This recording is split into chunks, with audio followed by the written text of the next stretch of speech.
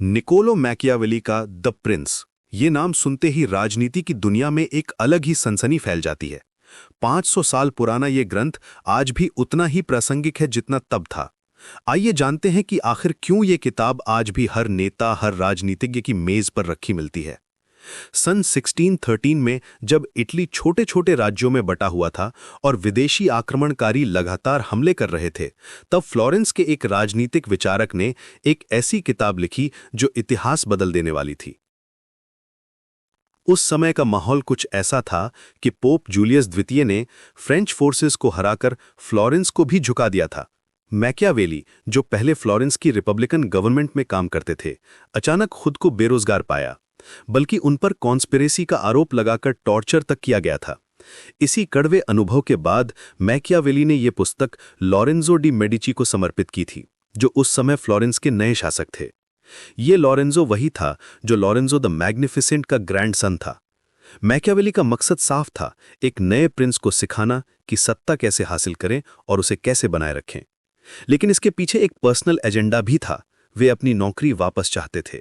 Machiavelli का मानना था कि इटली को एक मजबूत शासक की जरूरत है जो देश को विदेशी आक्रमणों से बचा सके। उन्होंने अपनी आंखों के सामने देखा था कि कैसे फ्रेंच, स्पेनिश और जर्मन आर्मीज इटली को अपना प्लेग्राउंड बना रही थीं। फ्लोरेंस, वेनिस, मिलान जैसी पावरफुल सिटी स्टेट्स भी इन विदेशी ताकतों के सामने टिक नहीं पा रही थीं। उन्होंने देखा था कि कैसे कमजोर नेतृत्व की वजह से उनका प्यारा देश टुकड़ों में बट गया था। इसीलिए उन्होंने द प्रिंस में व्यावहारिक राजनीति के नुस्खे दिए, न कि आदर्शवादी सिद्धांत। किताब की शुरुआत में मैकियावेली ने राज्यों के प्रकार बड़े डिटेल में समझाए हैं। उनके अनुसार 2 तरह के राज्य होते हैं, पैतृक राज्य और नए राज्य। पैतृक राज्य वे हैं जो पीढ़ियों से एक ही परिवार के पास हैं। इन्हें संभालना आसान होता है क्योंकि प्रजा पहले से ही शासक परिवार की आदी होती है। वहां के लोग ट्रेडिशंस को फॉलो करते हैं और बदलाव से डरते हैं। लेकिन नए राज्य जो युद्ध या राजनीतिक चालों से हासिल किए जाते हैं, उन्हें संभालना बेहद मुश्किल होता है। यहां हर कदम पर विरोध मिलता है, पुराने सपोर्टर्स को खुश रखना पड़ता है और नए एनिमीज बनते रहते हैं। मैकियावेली का सबसे महत्वपूर्ण सिद्धांत था सैन्य शक्ति का। उनका कहना था कि बिना मजबूत सेना के कोई भी शासक टिक नहीं सकता। वे भाड़े के सैनिकों के सख्त खिलाफ थे क्योंकि उनकी वफादारी हमेशा संदिग्ध रहती है।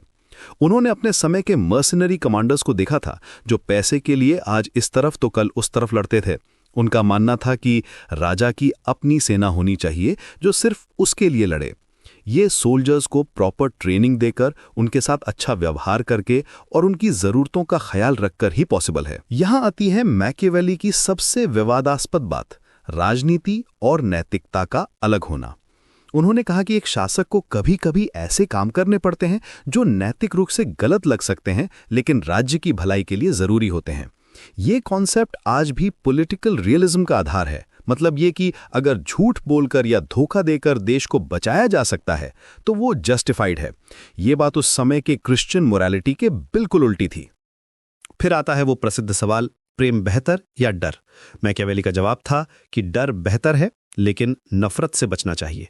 उनका कहना था कि अगर आपको दोनों में से एक चुनना हो तो डर चुनिए, क्योंकि प्रेम अस्थायी होता है लेकिन डर स्थायी। प्रेम दूसरों की मर्जी पर डिपेंड करता है जबकि डर आपके कंट्रोल में रहता है। हाँ, ये जरूर ध्यान रखना चाहिए कि डर नफरत में न बदल जाए, क्योंकि नफरत रिबेलियन का कारण बनती है। मैकियावेली की सबसे मशहूर उपमा है शेर और लोमड़ी की। उनके अनुसार एक सफल शासक में शेर की ताकत और लोमड़ी की चालाकी दोनों होनी चाहिए। शेर की तरह वो दुश्मनों से लड़ सके और लोमड़ी की तरह जालों से बच सके। ये कॉम्बिनेशन ही एक परफेक्ट रूलर बनाता है। शेर फोर्स का सिंबल है जो डायरेक्ट थ्रेट्स को हैंडल करता है, जबकि लोमड़ी डिसेप्शन और कनिंग का सिंबल है जो ट्रैप्स और कॉन्स्पिरेसी से बचने के लिए जरूरी है। मैकियावेली ने यह भी समझाया कि फॉर्च्यून यानी भाग्य का रोल क्या है। उनका मानना था कि भाग्य आधी जिंदगी कंट्रोल करता है, बाकी आधी हमारे हाथ में है। एक अच्छा शासक वो है जो भाग्य के साथ साथ अपनी योग्यता का भी इस्तेमाल करे। वे कहते थे कि फॉर्च्यून एक औरत की तरह है जो बोल्ड और डिसाइसिव एक्शंस को प्रेफर करती है। द प्रिंस सिर्फ एक किताब नहीं है, ये पॉलिटिकल रियलिज्म की फाउंडेशन है। ये हमें सिखाती है कि राजनीति में आइडियलिज्म से ज्यादा प्रैक्टिकल स्किल्स की जरूरत होती है। आज भी जब कोई नेता टफ डिसीजंस लेता है तो लोग कहते हैं कि वो मैकियावेलियन अप्रोच अपना रहा है। ये किताब हमें बताती है कि पावर गेम कैसे खेला जाता है। चाहे आप बिजनेस लीडर हों या पॉलिटिकल लीडर, मैकियावेली के सिद्धांत आज भी उतने ही रेलेवेंट हैं, क्योंकि इंसानी नेचर और पावर की डायनेमिक्स कभी नहीं बदलती।